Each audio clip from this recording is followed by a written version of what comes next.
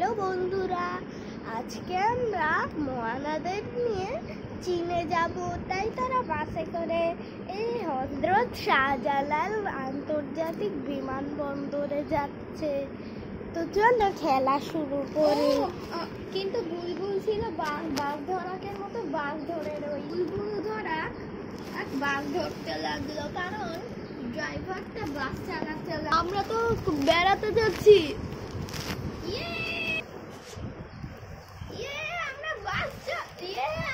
এমন সময় এটা এয়ারপোর্টে পৌঁছে গেল আর বাস থেমে গেল, সবাই নেমে গেল আর তারা বেরিয়ে গেল। আর তারা এয়ারপোর্টে ঢুকে পড়লো আর দেখলো সেখানে লেখা হযরত শাহজালাল আন্তর্জাতিক বিমানবন্দর ইউনিট 3। আর মোয়ানা আর হাত হঠাৎই বাতাসে উঁচু হয়ে গেল। আর তুমি কি বাবা, তুমি খালি গায়ে এসছো কেন? বাবা, আমি তো গরিব না, আমার কোনো কাপড় নাই। আমি তো ভিখারি বাবা। আমি তো ভিখারি বাবা। এই তুমি ভিখারি?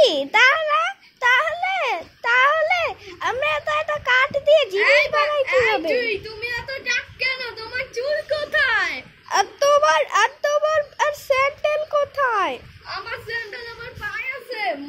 কই জায়গা যায় না তো, ঢেকে রাখছি যে।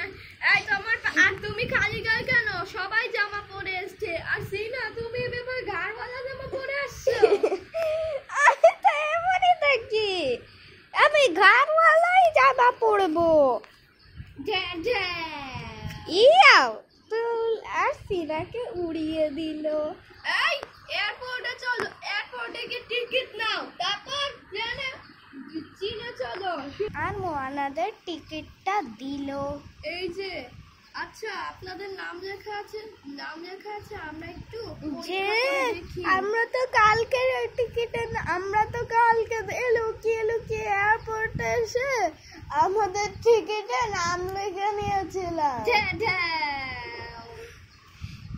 আর এই কথা বলে টিকিট গুলা তার প্যান্টের আর টি-শার্টের কয়েকদিন পরে মোয়ানার নানার চুল সাদা করে আর সিনার জামার ভিতরে ঢুকিয়ে দিল। কিন্তু তখন বুলবুল বলল, এই তুমি কবে জামা পরে আসবা? এভাবে তুমি চুল ছাড়া আমার সাইজের কোনো জামা পাওয়া যায় না, তাই আমি আমার গায়ের রং সাজা করেছি। মালা তার চুল কেটেছিল। মালা আমার চুল কেটেছে। এই কথা বলে রাগ হয়ে মালাকে বাড়ি পাঠানোর কথা ভাবলো। মালা কই? এই যে। আর মালাকে বাস উঠালো আর বাসটা উড়ে চলে গেল। উড়ে গেল। আর হঠাৎই বাসটা একটা লাফ থেকে বাড়ি চলে গেল আর বাসটা এক লাফ থেকে বাড়ি চলে গেল।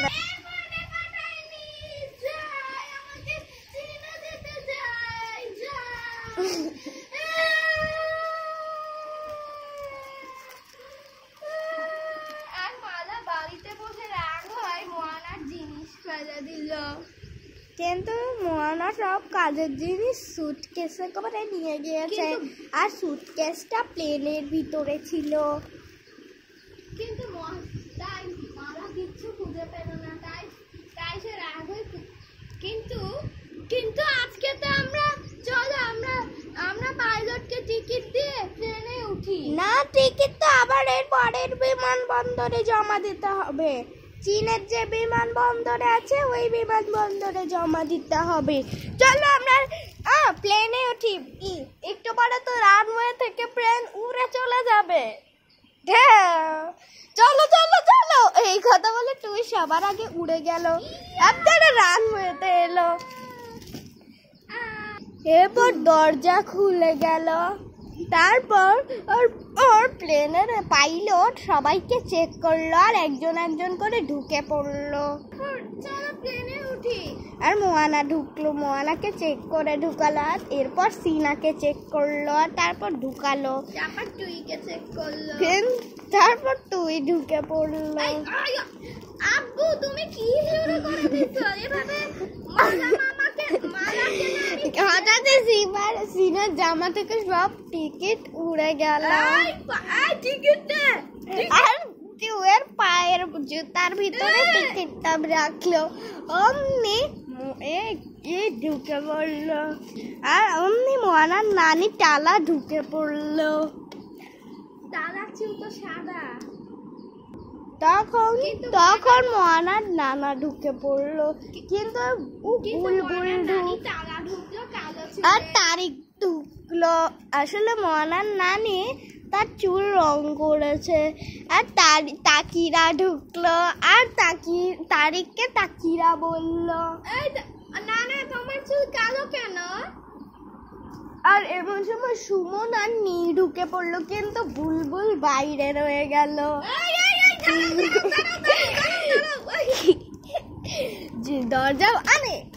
দরজা বন্ধ হয়ে গেল একটু পরে সব মানুষ ঢুকলো আর দরজা বন্ধ হয়ে গেল ভিতরে তো সবাই বসেছিল ও এত মানুষ বসেছিল এখানে আর জানালা দিয়ে সবাই সব কিছু দেখতে পাচ্ছিল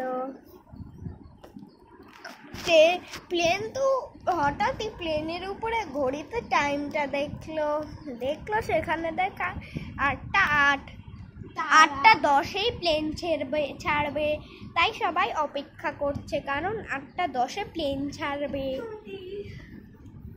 8:10 যেই বাজবে অমনি প্লেনটা হুশ করে উড়ে চলে যাবে কিন্তু আমরা তো এমন সময় যে প্লেনে উঠছে 8:10 তো প্লেন ছাড়বে বুঝেছো এমন সময় 8:08 বেজে রইল আর ঘড়িটা এই টেপ থেকে খুলে নিচে পড়ে গেল যখন হঠাৎই 8:09 বেজে গেল আর ঘড়িটা তাড়াতাড়ি জ্যান্ত ভাবে উপরে উঠে টেপে নিজের মাথা আটকে রাখলো আর ঘড়িটা বারবার একা একা অন্ধ হয়ে যেতে লাগলো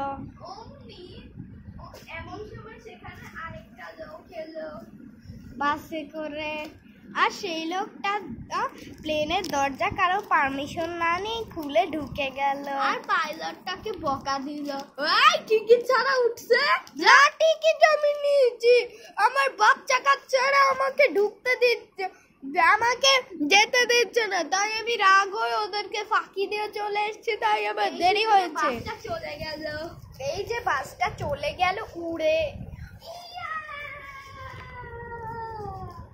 এমন সময় ঘড়িতে কয়টা বাজবে কিন্তু 10 বাজছেই না কারণ ঘড়িটা চাইছে যে এই প্লেনে আরো মানুষ ঢুকুক তাই সে বাজতে দেরি করছে আবারও ঘড়িটা অন হলো আর 10 বেজে গিয়েছে আরো মানুষজন এলো কিন্তু 10 তো বেজেই গিয়েছে কিন্তু এখন তাই প্লেনটা উড়ে গেল আর তখন তার স্ত্রী সেই মানুষটা ছিল লোকটার স্ত্রী সে লোকটাকে বিদায় দিতে এসেছিল প্লেন উড়ে চলে গেল কিন্তু সে চলে গেল বলে শির মন খারাপ করলো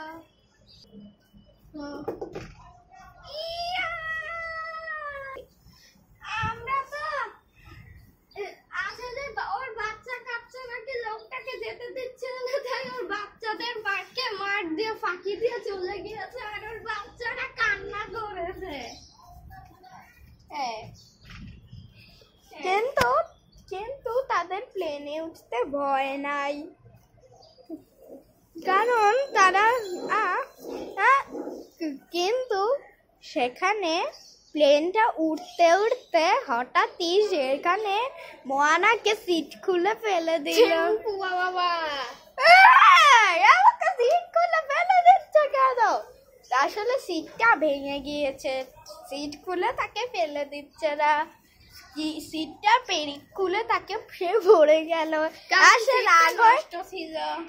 সে রাগ হয়ে অন্য একটা সিটে বসলো হঠাৎই ঘড়িটা পড়ে গেল আর ঘড়িটা একা একা উপরে উঠে এখানে লেগে গেল তখন লোকজন এটা দেখে বলে আরে এটা তো দেখে জ্যান্ত এটা তো জ্যান্ত ছিল না এটা তো ব্যাটারিতে লাগানো ছিল লোকজন মনে করতো যে এটা জ্যান্ত ঘড়ি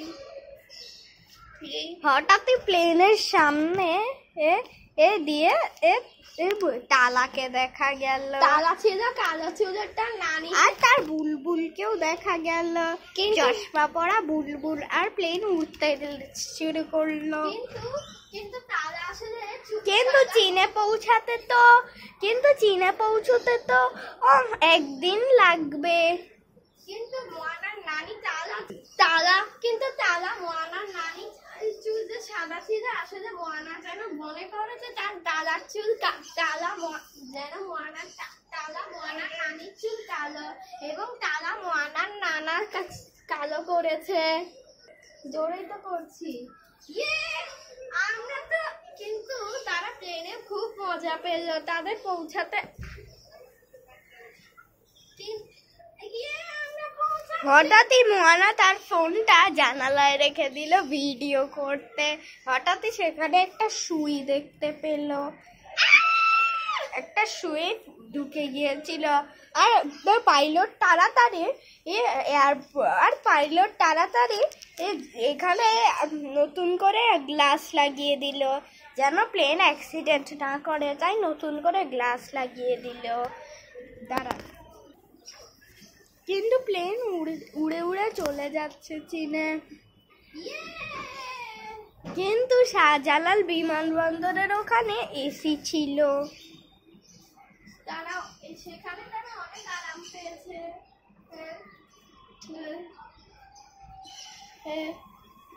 ভীষণ আরাম পেল। কিন্তু মোয়ানা আর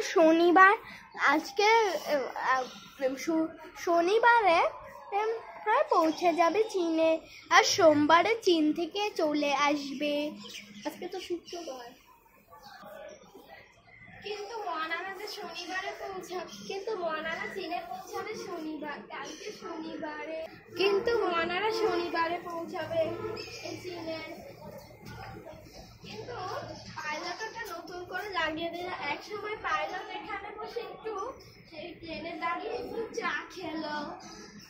এমন সময় তাদেরকে সকালের নাস্তা দিয়ে গেল। নাস্তা খেয়ে নেন। আর সকালের নাস্তায় স্যান্ডউইচ ছিল, ক্যাসাডেলা ছিল, কেক ছিল।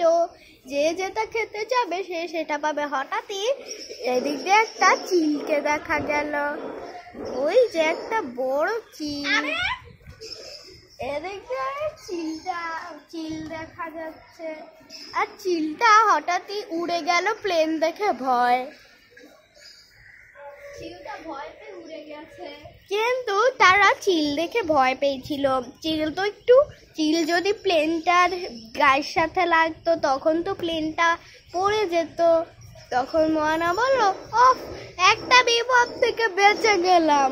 আর একটু হলে পাইলট মনে হয় প্লেন জোরে উড়িয়েছে, ওর পাশ দিয়ে উড়িয়েছে, চিল ভয় পেয়ে উড়ে গিয়েছে। এই কথা বলে ড্রাইভার হেডফোন করে চালাতে লাগলো। একসময় একটা মাইক্রোফোন নিয়ে কথা বলতে লাগলো। যদি আমরা শনিবারে পৌঁছাই তখন যারা এসছে মোয়ানারা তারা আবার চিল থেকে দেশে আসবে হচ্ছে সোমবারে।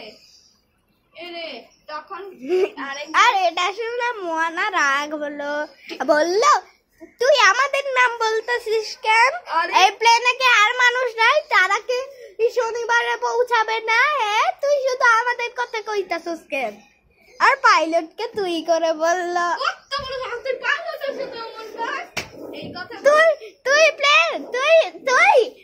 প্লেন চালা, না হলে তোর জন্য প্লেন অ্যাক্সিডেন্ট করবে, তখন তোরে পুলিশ ধরে নিয়ে যাবে। আর চালা। তখন আরেকজন বললো, কিন্তু প্লেনে অনেক মানুষ আছে, আপনি সাবধানে প্লেন চালান। এই হেলিকপ্টার অ্যাক্সিডেন্ট করলে এই হেলিকপ্টারকে যদি আপনি ফেলে দেন তখন পুলিশ আপনাকে জেলে আটকায় রেখে যেখানে যে পাইলটটাকে টিকিট দিয়েছেন ওই পাইলটটা চালাবে। তখন সেই পাইলটটা ওদেরকে চীনে পৌঁছে দিবে। চীনে পৌঁছে দিবে। হঠাৎই সেটা একটা সুন্দর বাংলাদেশ অক্সফোর্ড স্কুলের এদিক দিয়ে উড়ে গেল সেটা। আর সুন্দর বিল্ডিং দেখা গেল। সেখানে বাবুনরা দেখতে দিয়ে গেল, আর দেখলো যে সেখানে এইটাও দেখতে পেলো, কিন্তু সেখানে একটা ফাঁকা, আর সেটা উড়ে বলদা গার্ডেন পার্কের ওদিক দিয়ে উড়ে গেল। আরে আমরা তো ওয়ারি থেকে এসছি, এটা আবার ওয়ারিতে আসছে কেন? আর তখন পাইলট বললো এটা হচ্ছে আমাদের, এটা তো আপনাদের তো পৌঁছাবে শনিবারে, অন্য মানুষরা পৌঁছাবে শনিবারে, আপনারাও সবাই আর অন্য মানুষরা আসবে শনি আর হচ্ছে সোমবারে, বুঝছেন? পাইলট বললো।